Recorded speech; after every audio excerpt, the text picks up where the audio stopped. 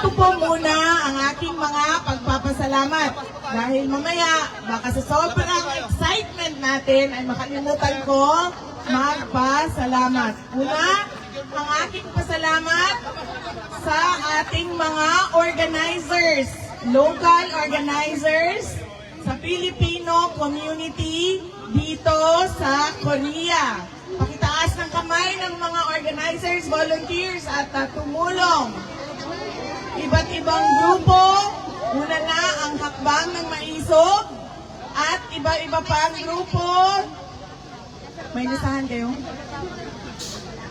Na nagtulong-tulong at hirap, pagod, pawis nila ang kanilang inilaan para mabuo ang ating programa, Bisdak Daegu,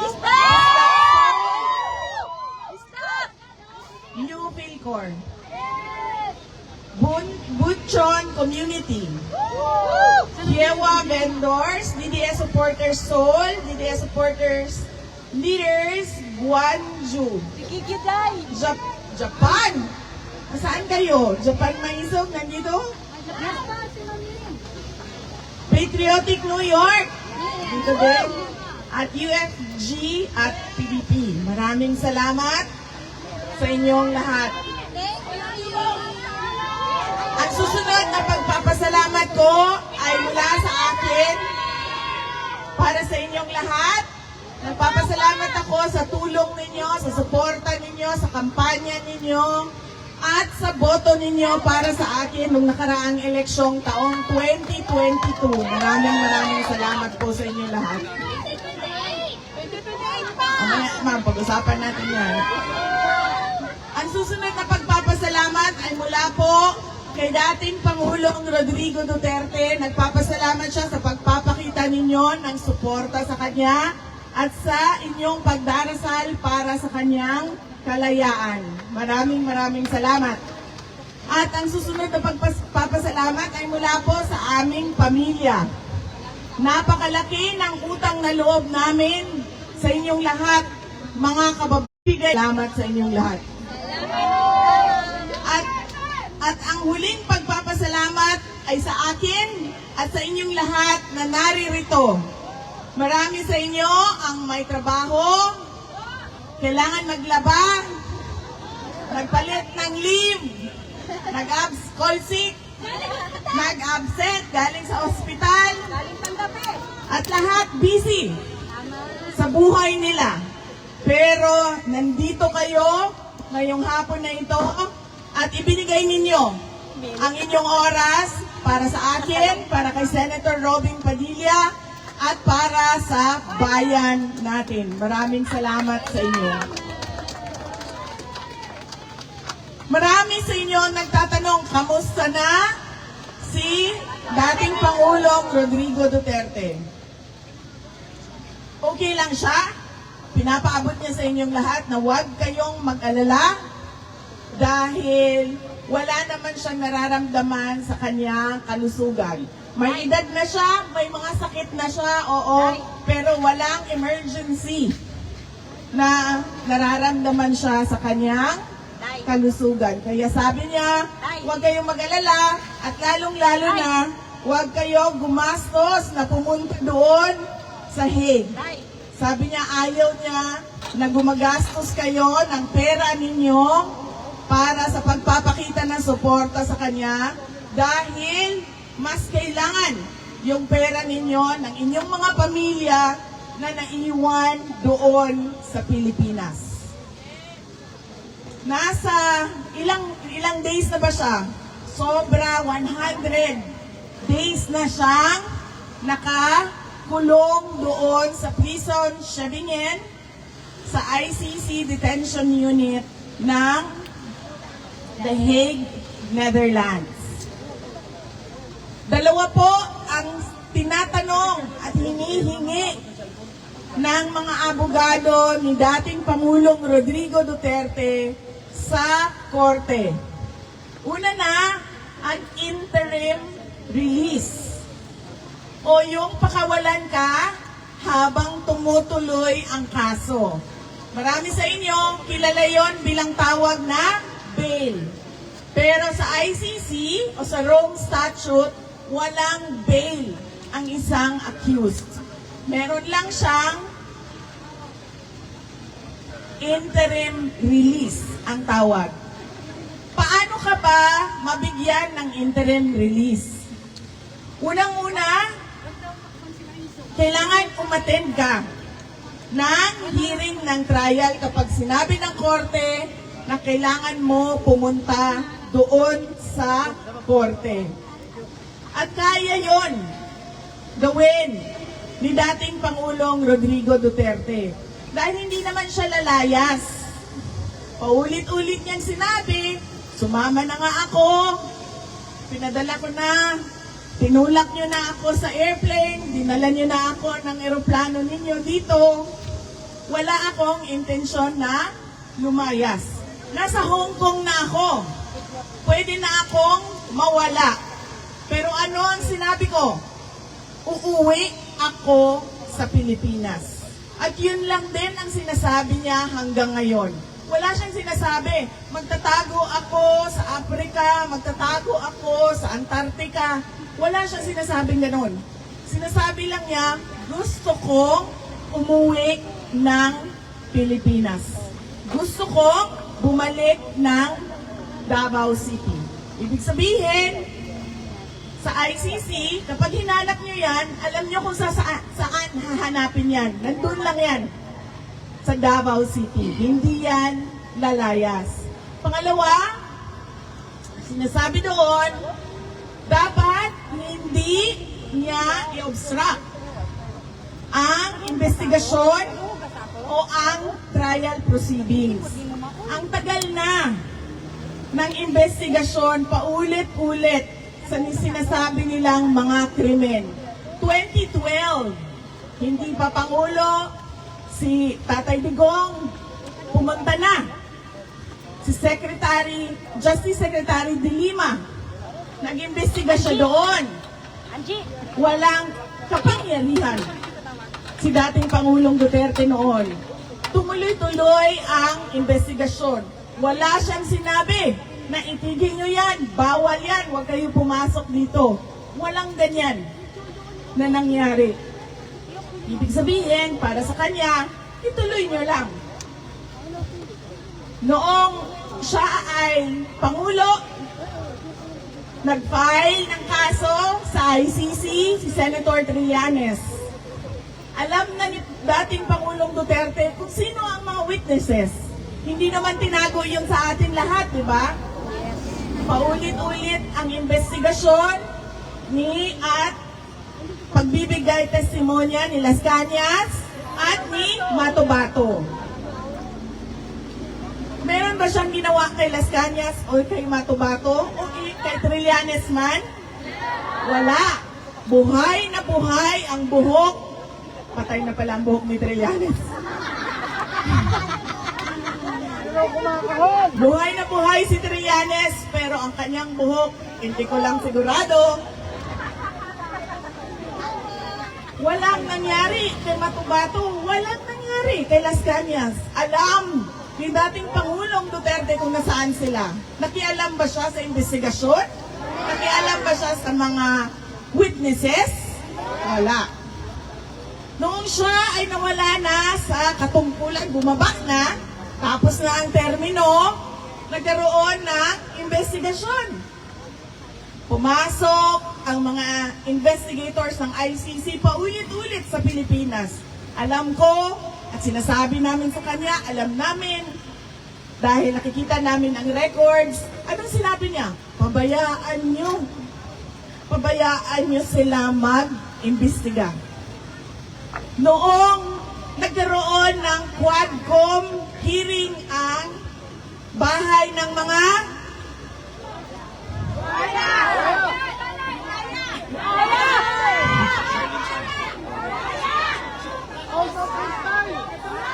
Uy, alam nyo, sandali lang ha. Mamaya na yung speech ko.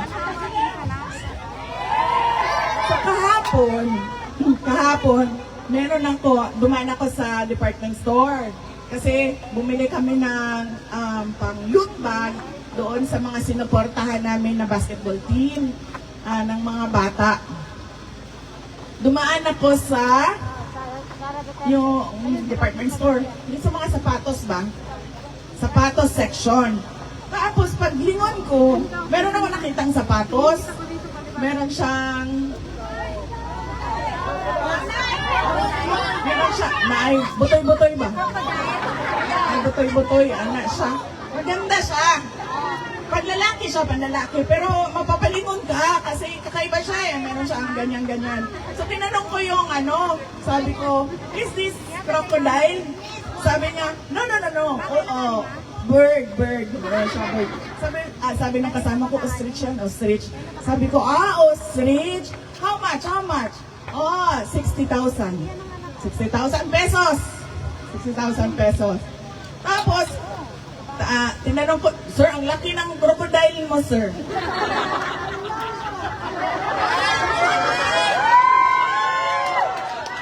Tapos, tinanong, meron pong representative ang House of Representatives dito. So, ipakita mo sa kanila ang yan, buhaya. Ayan, t-shirt, buhaya. So, sabi nung, sales assistant, sabi niya, here, crocodile. Yun niya sa akin, maganda. Maganda talaga yung sapatos na crocodile. Tapos, tinanong ko siya, sabi ko, how much? Sabi niya, ganito, in one. Tapos, kinompute namin, 80,000 pesos ang sapatos na crocodile. Nakalimutan ko lang ngayon kung anong brand yun na daanan namin. 80,000 pesos. Ibig sabihin, kapag binalatan natin ang ating mga congressman at ginawa natin sapatos yung kanilang mga muka, kikita tayo ng 80,000 isang pares ng sapatos.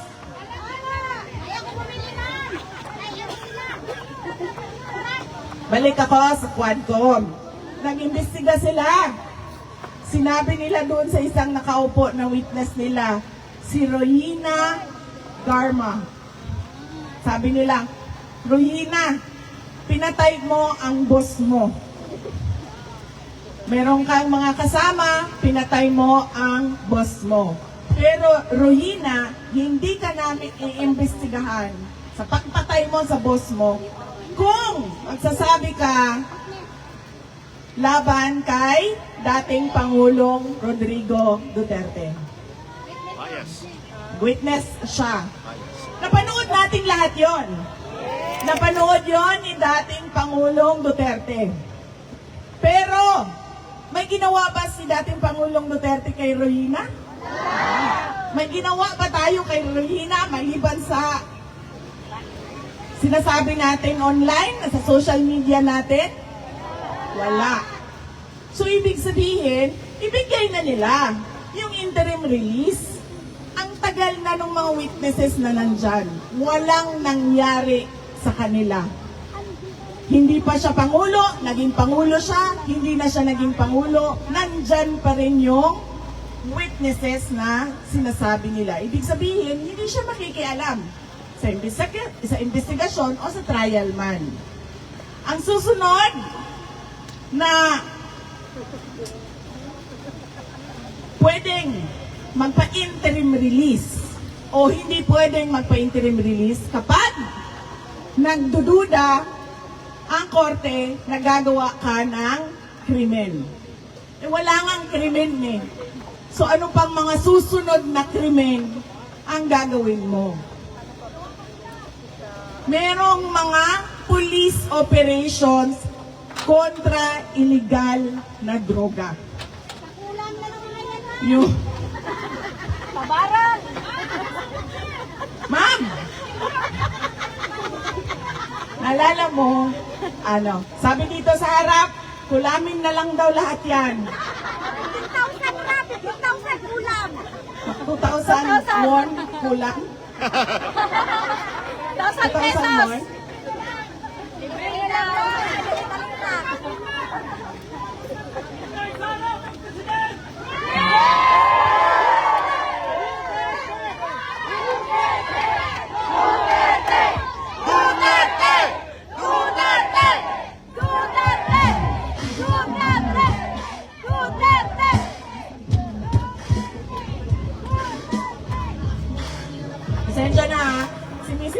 kasi ako, saka masakit yung lalamunan ko.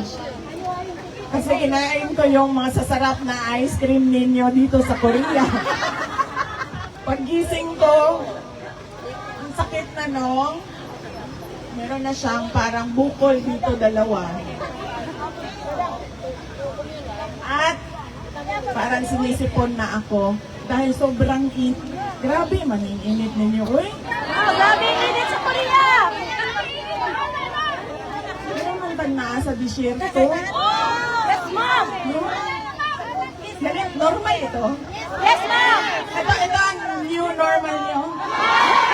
Mag-adjust kayo! It's not new! Ganyan na talaga yan.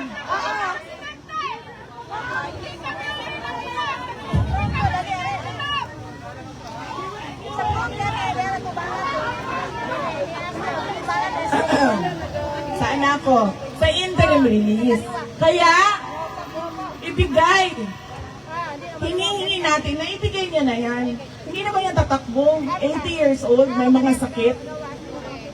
Ang gusto lang niya, umuwi ng Davao City. Lahat ng witnesses niyo, buhay na buhay, simula noon hanggang ngayon. Si Trillanes, aabot na yan ng senior citizen. Diba? Walang nangyari sa kanya. Kahit yung kulam mo, ma'am, hindi effective.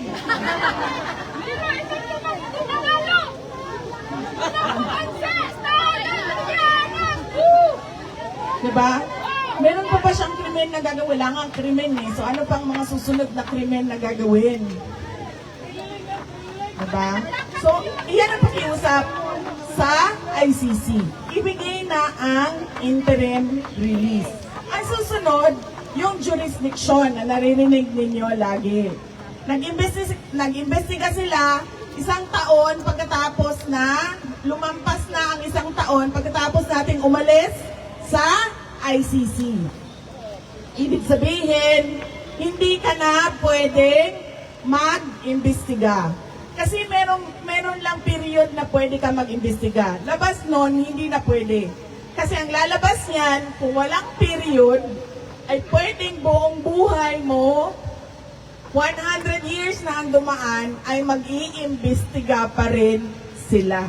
Hindi pwede yun. Kaya ang hinihingi ng mga abogado, i-dismiss ang kaso kasi wala ngang jurisdiction. Yan ang dalawang bagay na hinihingi ni dating Pangulong Rodrigo Duterte sa ICC. At yan din ang rason kung bakit tayo nagsama-sama, nagpapakita ng suporta at sumisigaw na bring him home. Bring him home! Bring him home! Bring him home! Bring him home! Bring him home!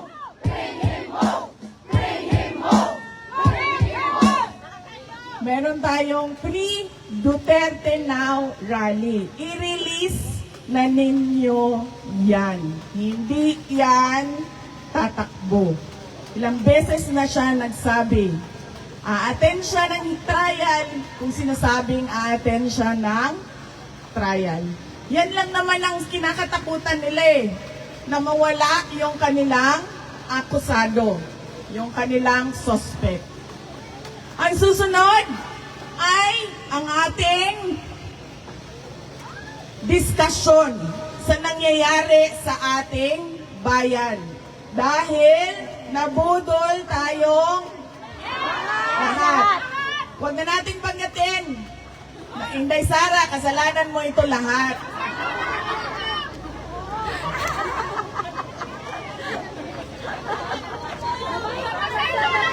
Kasi nga, sinasabi ko sa inyo,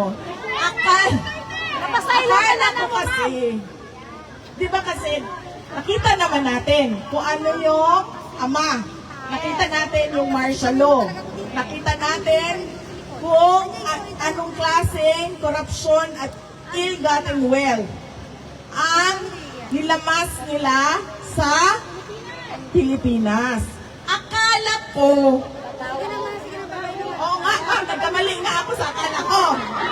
Akala ko, Pero, ang gusto niya ay mas magandang Pilipinas kung ano yung nakikita at nararamdaman at tinitirhan natin ngayon. Kasi bakit ba? Kasi nandoon yung mga anak natin na sila din yung susunod na mga Pilipino na maninirahan sa ating bayan. Kaya gusto natin, iiwan natin ang maayos, maganda, maunlad, may disiplina na mga mayaman na mga Pilipino at na bayan. Hindi ko maintindihan kung bakit hindi ganyan ang paningin niya sa kanyang kailangan gawin para sa bayan.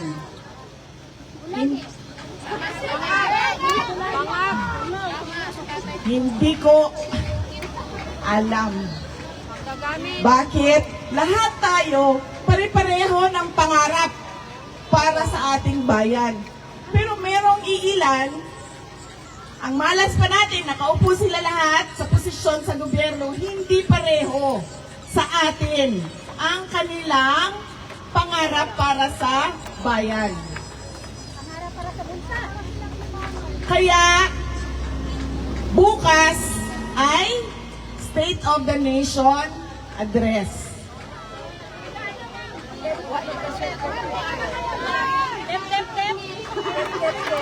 Sayang ang data.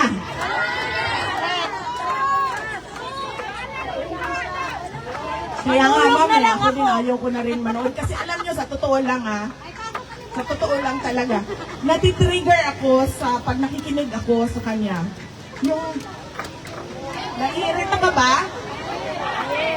Minsan, minsan lampas irita na siya, minsan galit na siya. Gusto mo na basagin yung screen ng cellphone mo. Kaya pareho tayo, mami. Hindi na ako manonood. Babasahin ko na lang. Huwag na rin magbasa. Kailangan natin magbasa. Kasi kailangan natin malaman kung ano na namang pambobola ang sinasabi sa taong bayan. Ano na namang pambubudol. Ipunin ang tubig baha. Hindi ko lang. At mag-swimming ka na lang dyan kasi ganyan talaga. May bagyo, may baha. So bakit?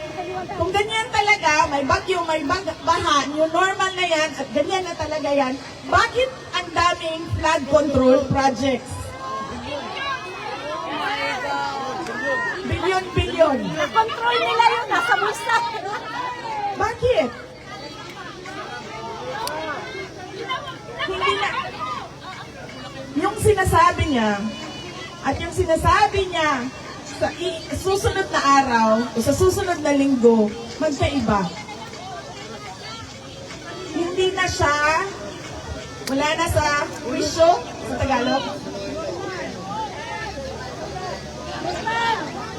Tulad na lang din ng 20 ang bugas.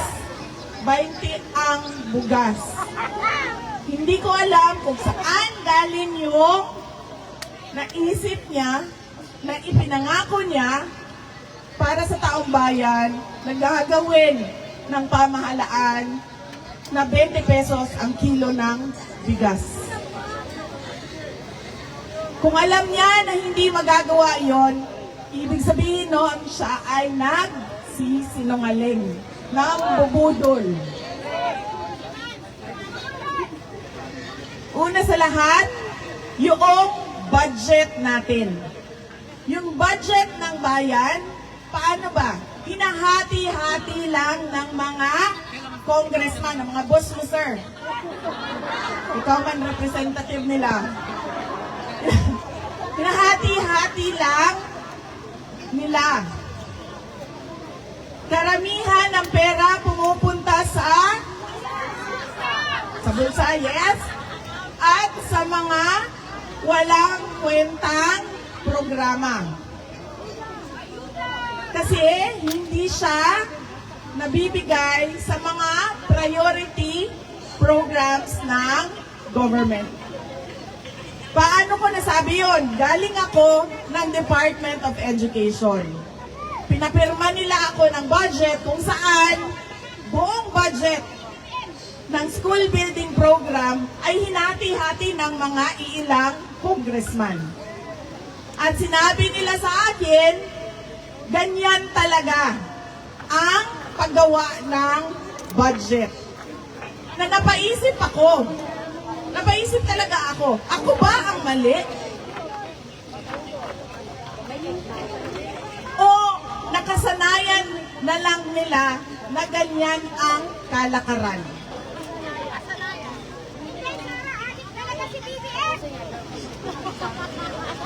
Hindi napupunta sa totoo at tamang proyekto para sa bayan ang ating budget. Pangalawa, ang laki ng utang natin. Dahil yung budget ay inuutang. Mag-utang ka para ka gumawa ng tulay mula sa Sorsogon papuntang Samar, mula sa Leyte papuntang Surigao, at pabalik ka naman Zamboanga papuntang Dumaguete, Dumaguete papuntang Siquijor, papuntang Cebu. Kung mangungutang ka para itulay mo yan lahat, okay lang. Pero kung mangungutang ka dahil ibibigay mo 5,000, 5,000, 5,000, 3,000 sa'yo, 2,000 sa akin, 5,000 sa akin, 5,000 sa'yo. Walang kang makikitang pagbabago at kaunlaran sa bayan. Dahil mali ang paggamit ng pera na inutang. At paano mo yon mababayaran? Doon sa mga bigay mo, bulsa mo, walang babalik na investment sa ekonomiya. Hindi tataas ang ekonomiya. Dahil pangit pa rin ang bayan. Bagsak pa rin ang iba't ibang lugar natin.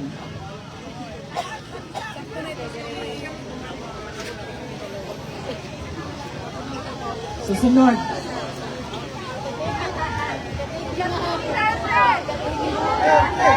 Duterte! Duterte! Duterte!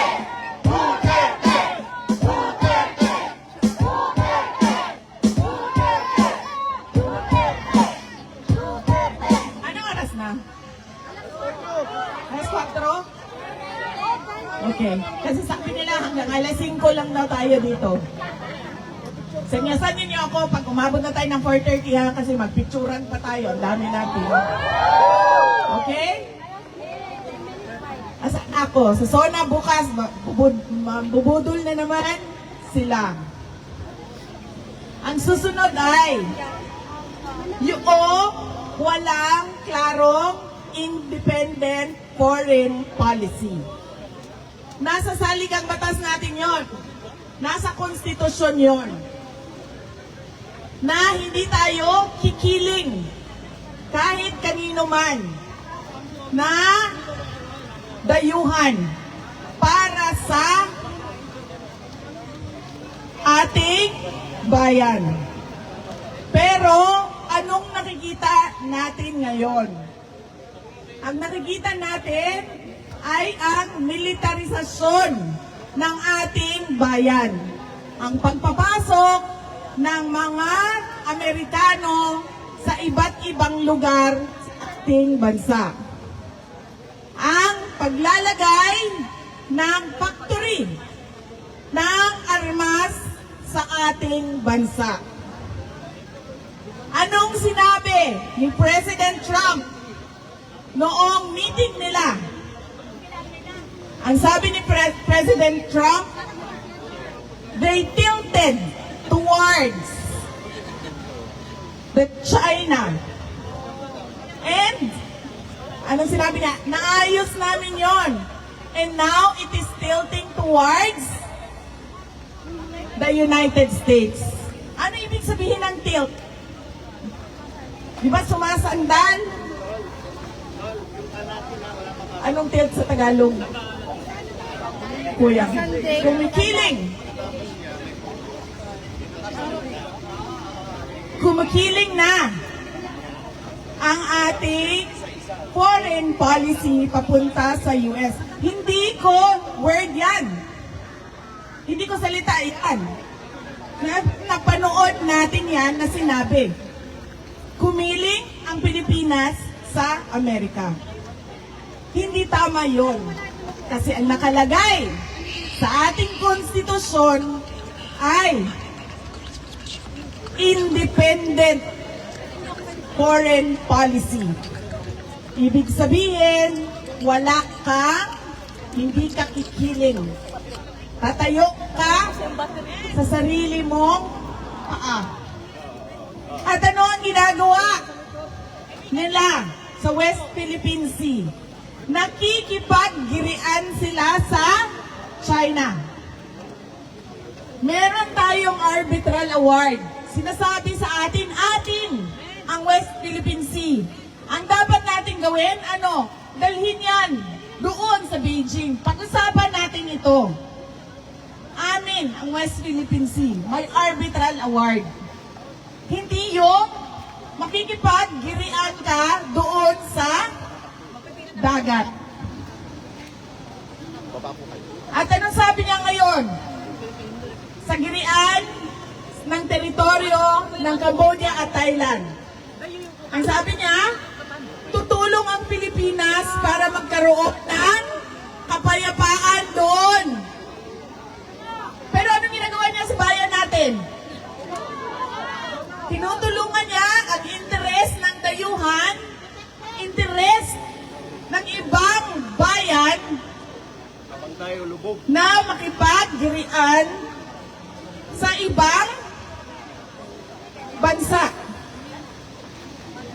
Kaya sinasabi ko, hindi ko lang alam kung napapansin niya. Iba ang sinasabi niya ngayong araw na ito at iba din ang sasabihin niya sa susunod na linggo, sa susunod na buwan. Habang lumalala ang kalagayan ng ating bansa. Lagi akong tinatanong, ano bang magagawa natin, Inday Sara?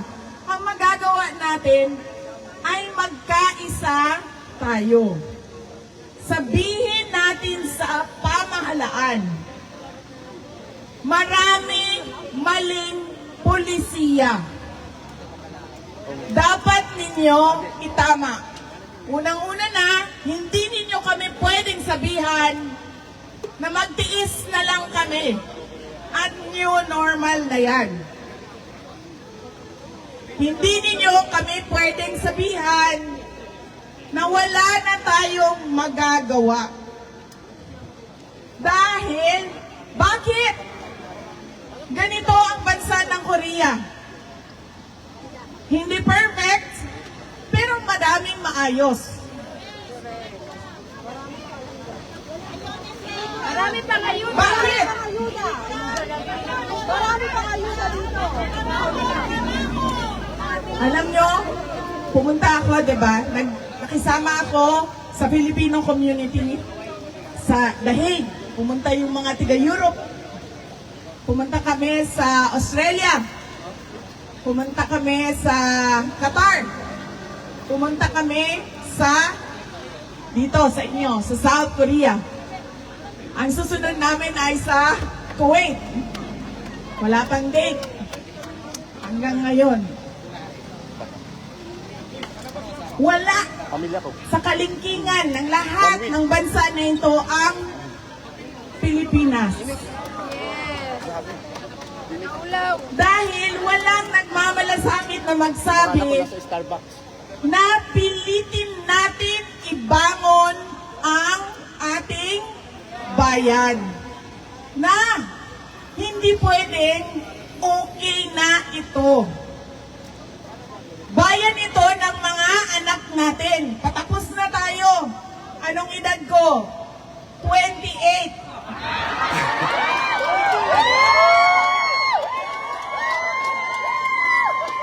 Uy, sandali. Kahapon, nagsakay kami ng international taxi. So, yung Koreano na driver, marunong siya mag-English. Pero hindi kami nagsabi kung sino kami. Hindi kami nagsabi sa kanya. Basta nagpa-drive lang kami sa mga kailangan namin gawin. Overheat. Sabi nung, taxi driver, Kailangan pa rin dapat ka ng payong. may asawa na ba daw ako? Ang init. Overheat yun. Ayaw lang magtanong. Nagtigil ako. Sabi niya, may asawa na ba daw ako? Ayaw lang magano. Ayaw lang. Tapos sabi ko Eh, sa dapat kanya, mga picture wala, lang wait, ako, isa. 28 years old lang ako.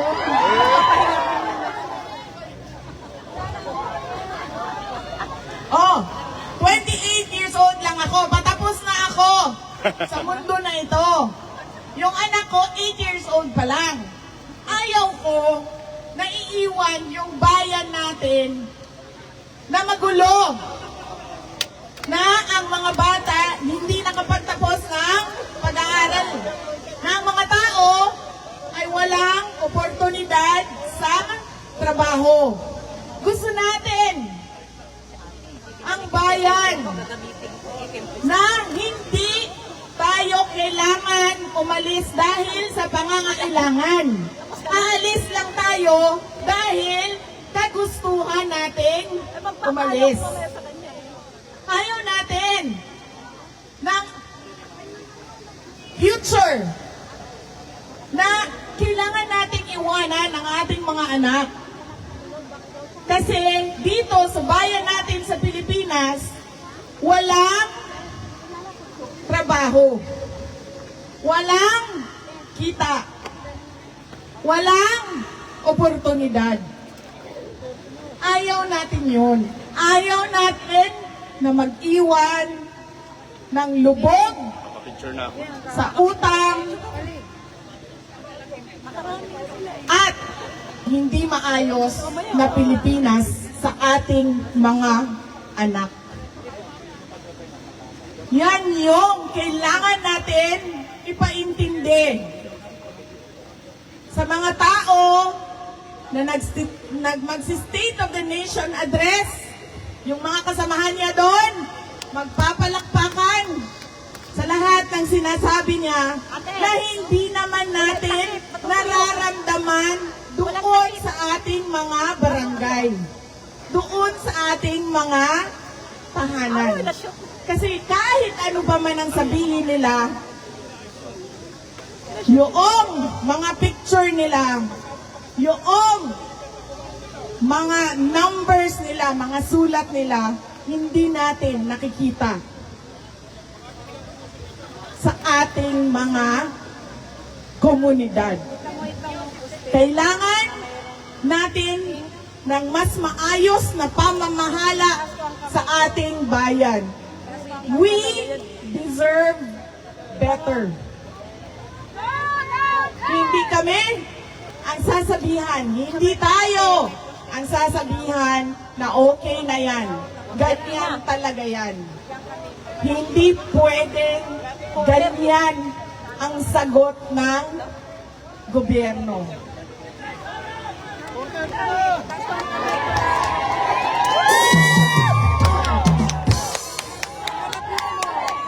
Duterte! Duterte! Duterte! Duterte! Duterte! Alam nyo, kahit saan ako pumunta, yan ang sinasabi ng taong bayan sa akin. Pero paalala ko lang sa inyo, hindi ito trabaho lang ng isang tao, ha? Trabaho ito ng lahat ng Pilipino. Lahat kayo dapat may pakialam sa kung anong nangyayari sa ating bayan. Dahil lahat kayo may anak. Kayo lang. Dalaga pa ako. Dito sa Korea. 28 years old lang ako. Dahil lahat tayo, may anak. At lahat yun, lahat sila nandoon sa Pilipinas. Ayaw natin Si Robin. na ang ating mga anak ay tulad ng pinagdadaanan natin, nabubuisit sa araw-araw na Tinuturo ko si Robin. pangit na kalagayan ng ating bansa. Kita mo? Ang gusto natin, hindi nila pinoproblema ang sweldo, ang pagkain, ang kung ano pa yung kailangan na pambayad ng upa, pambayad ng kuryente, pambayad ng tubig, pambayad ng lahat. Ayaw natin na ganun ang kanilang kinabukasan. Ang gusto natin na kinabukasan para sa ating mga anak, ay, Kita mo? Saan kaya kayo? may bonus, ang laki ng bonus ko sa sweldo ko, saan kaya kami mamamasyal? Ganon ang gusto natin na kinabukasan ng ating mga anak. Yung mga pangarap natin para sa sarili natin na hindi natin magawa dahil kailangan natin maghanap buhay. Kita mo? At kailangan natin kumayod. 5 ang trabaho. Sa may speaker. 6 ang trabaho. Oh, ikaw yung... Totoo yan. Ikaw tinaas ko. Mahal talaga. Mag-asawa, sir. Yan din ang sabi ng asawa ko sa akin. Pulis sa may mga bike. Kaya minsan hindi ako nagsasabi ng totoong gastos, sir, sa kanya. Bahay-bahay ko po. Mahal daw May ang, green. mahal daw ang, 430 na daw. Okay. So, interim release, jurisdiction sa ICC. Sa bayan natin, huwag nating tigilan Sa speaker. ang paghingi sa pamahalaan ng karapat-dapat para sa taong bayan at sa ating bansa. Mga kababayan, ang lahat ng ginagawa natin ay para sa Diyos, sa bayan, at sa bawat pamilyang Pilipino. Syukran.